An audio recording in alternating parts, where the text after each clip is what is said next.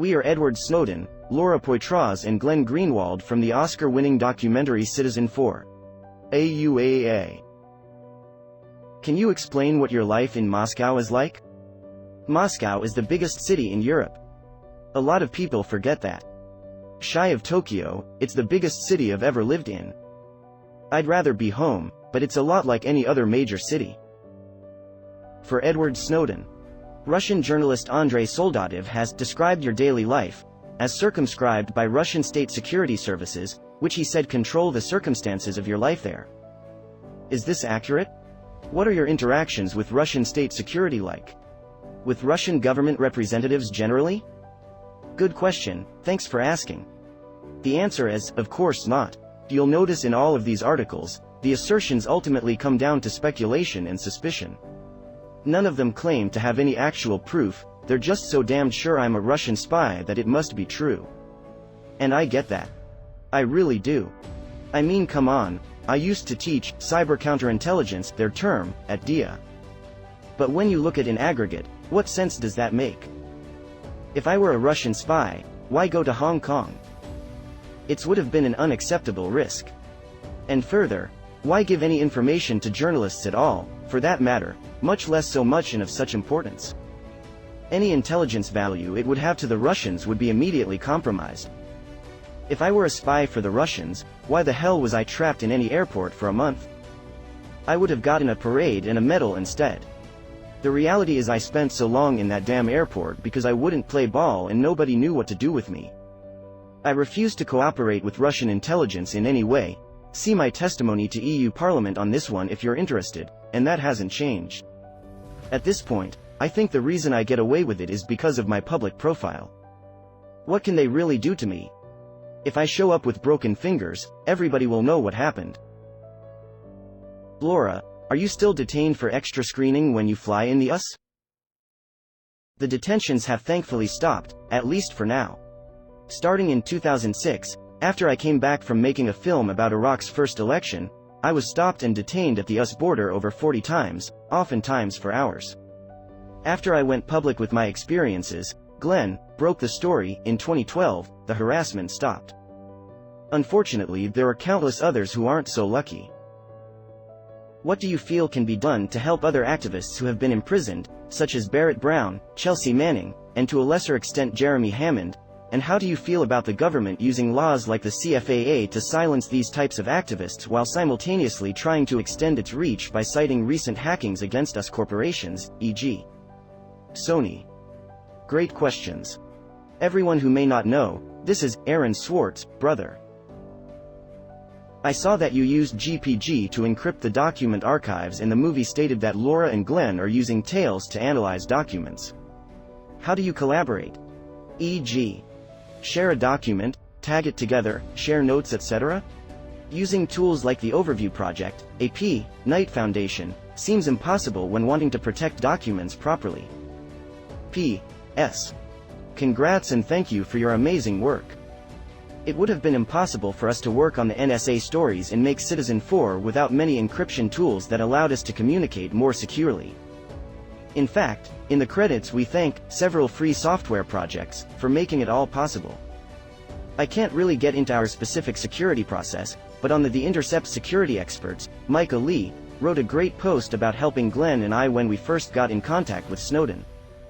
It's definitely important that we support these tools so the creators can make them easier to use.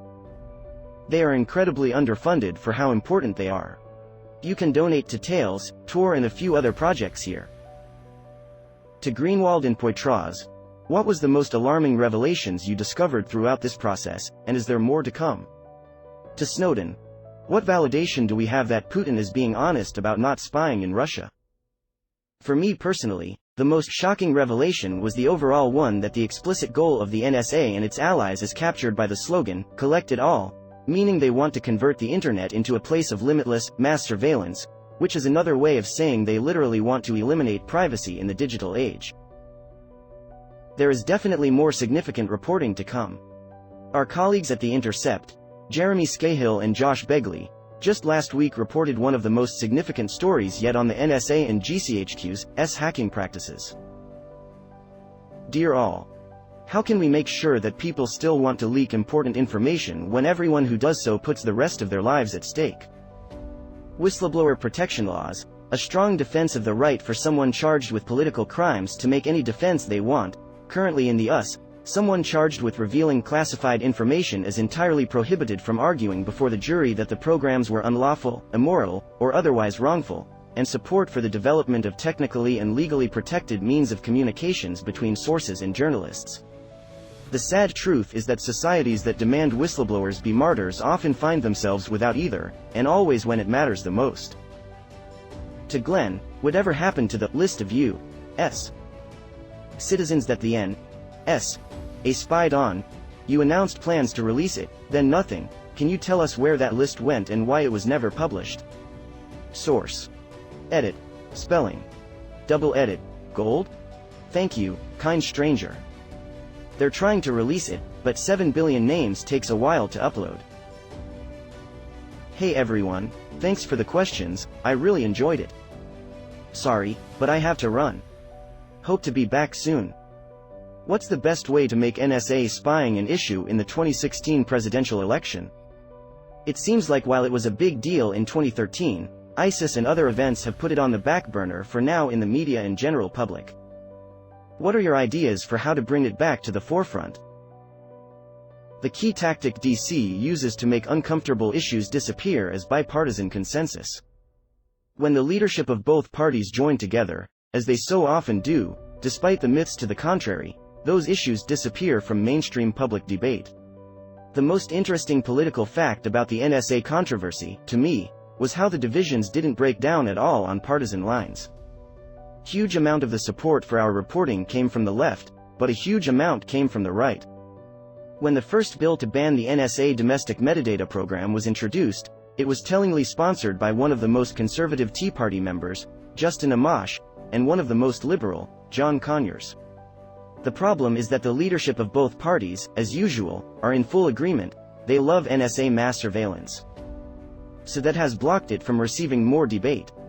That NSA program was ultimately saved by the unholy trinity of Obama, Nancy Pelosi and John Boehner, who worked together to defeat the Amash-Conyers bill. The division over this issue, like so many other big ones, such as crony capitalism that owns the country, is much more insider v. outsider than Dem v. GOP. But until there are leaders of one of the two parties willing to dissent on this issue, it will be hard to make it a big political issue. That's why the Dem efforts to hand Hillary Clinton the nomination without contest are so depressing. She's the ultimate guardian of bipartisan status quo corruption, and no debate will happen if she's the nominee against some standard Romney, Bush-type GOP candidate. Some genuine dissenting force is crucial. I'm out of time, everybody. Thank you so much for the interest, the support, and most of all, the great questions. I really enjoyed the opportunity to engage with Reddit again. It really has been too long. This was a quality Ask Me Anything. Come back soon. Laura. Will you release more footage of the meetings held with Snowden in Hong Kong? Yes, I do plan to release more footage from Hong Kong shoot. On the first day we met Ed, Glenn conducted a long interview, 4 to 5 hours, that is extraordinary. I also conducted a separate interview with Ed Ree, technical questions. The time constraints of a feature film made it impossible to include everything. I will release more. I also filmed incredible footage with Julian Assange, WikiLeaks, that we realized in the edit room was a separate film. You, President Obama, do you have anything you want to ask? How did you guys feel about Neil Patrick Harris's "for some treason" joke last night? Wow, the questions really blew up on this one. Let me start digging in.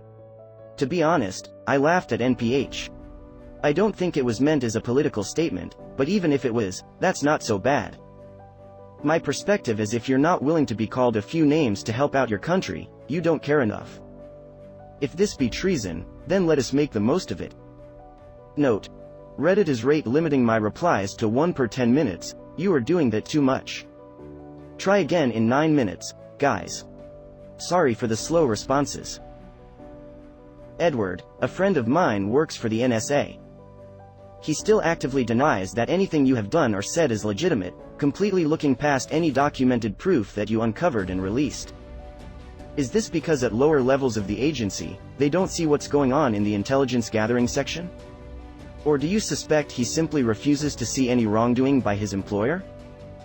So when you work at NSA, you get sent what are called agency all emails. They're what they sound like, messages that go to everybody in the workforce. In addition to normal bureaucratic communications, they're used frequently for opinion shaping internally, and are often classified at least in part. They assert, frequently without evidence, what is true or false about cases and controversies in the public news that might influence the thinking about the intelligence community workforce, while at the same time reminding them how totally screwed they'll be if they talk to a journalist, while helpfully reminding them to refer people to the Public Affairs Office. Think about what it does to a person to come into their special top-secret office every day and get a special secret email from the director of NSA, actually drafted by totally different people, of course, because senior officials don't have time to write PR emails, explaining to you why everything you heard in the news is wrong, and how only the brave, patriotic, and hardworking team of cleared professionals in the IC know the truth. Think about how badly you want to believe that. Everybody wants to be valued and special, and nobody wants to think they've perhaps contributed to a huge mistake. It's not evil, it's human. Tell your friend I was just like they are. But there's a reason the government has, now almost 2 years out, never shown me to have told a lie. I don't ask anybody to believe me. I don't want anybody to believe me. I want you to look around and decide for yourself what you believe, independent of what people says, independent of what's on TV, and independent of what your classified emails might claim. Glenn, if you had a chance with no consequences to say anything at the podium last night, what would it have been? I probably would have said what I said the day before when Citizen 4 won the Independent Spirit Award and Laura, Dirk and Matilda generously asked me to say something. Or maybe I would have just read from some documents that I can't wait to be reported and disclosed, along with some nice visuals of those docs. First, congrats to the Oscar. Mr. Snowden, what do you think about the latest news Kaspersky broke? I understand they don't talk about victims and aggressors because it's their business model. But do you think they should name the NSA as an aggressor when they know about? Edit. Spelling. The Kaspersky report on the Equation Group, they appear to have stopped short of naming them specifically as NSA, although authorship is clear, was significant, but I think more significant is the recent report on the joint UK hacking of Gemalto, a Dutch company that produces critical infrastructure used around the world, including here at home. Why? Well, although firmware exploitation is nasty, it's at least theoretically reparable. Tools could plausibly be created to detect the bad firmware hashes and re-flash good ones. This isn't the same for SIMs, which are flashed at the factory and never touched again. When the NSA and GCHQ compromised the security of potentially billions of phones, 3 grams, 4 grams encryption relies on the shared secret resident on the SIM. They not only screwed the manufacturer, they screwed all of us, because the only way to address the security compromise is to recall and replace every SIM sold by Gemalto. Our governments, particularly the security branches, should never be weighing the equities in an intelligence gathering operation such that a temporary benefit to surveillance regarding a few key targets is seen as more desirable than protecting the communications of a global system, and this goes double when we are more reliant on communications and technology for our economy productivity than our adversaries. Very exciting to see you here, Mr. Snowden. We've now known about the scary stuff happening at the NSA for quite some time. And yet from what I've seen, there's been no real effort to stop it. What are your thoughts on what we, as regular citizens, can do now? Check out Prism Break. Basically has free and open source alternatives to the NSA compromised software most of us use on a daily basis. Also support the F. They're fighting for the same cause Snowden is. Edit. Thank you so much for the Reddit Gold, anonymous Redditor. Mr. Snowden, do you feel that your worst fear is being realized, that most people don't care about their privacy? To answer the question, I don't.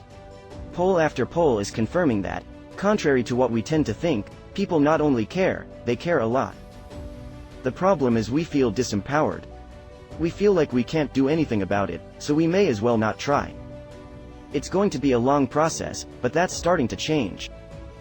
the technical community, and a special shout-out to every underpaid and overworked student out there working on this. You are the noble atlas lifting up the globe in our wildly inequitable current system, is in a lot of way left holding the bag on this one by virtue of the nature of the problems, but that's not all bad. 2013, for a lot of engineers and researchers, was a kind of atomic moment for computer science. Much like physics post-Manhattan Project, an entire field of research that was broadly apolitical realized that work intended to improve the human condition could also be subverted to degrade it. Politicians and the powerful have indeed got a hell of a head start on us, but equality of awareness is a powerful equalizer. In almost every jurisdiction you see officials scrambling to grab for new surveillance powers now, not because they think they're necessary, even government reports say mass surveillance doesn't work, but because they think it's their last chance. Maybe I'm an idealist, but I think they're right. In 20 years' time, the paradigm of digital communications will have changed entirely, and so too with the norms of mass surveillance. Mr. Snowden, the legal scholar Amy Peikoff says that the reason why the U.S. Supreme Court rationalizes that mass surveillance is constitutional, and not a violation of the Fourth Amendment, is that the Supreme Court cites the third-party doctrine. Scholars such as Amy Peikoff say that for mass surveillance to end, the Supreme Court would have to overturn the third-party doctrine. May I ask for your views on the third-party doctrine as it relates to mass surveillance? Hello, fantastic trio. Any hope that Citizen4's success will help with repatriating its star, or will the Manning treatment forever hang over your head? Edward Snowden should not be forced to choose between living in Russia or spending decades in a cage inside a high-security American prison. DC officials and journalists are being extremely deceitful when they say, if he thinks he did the right thing, he should come back and face trial and argue that.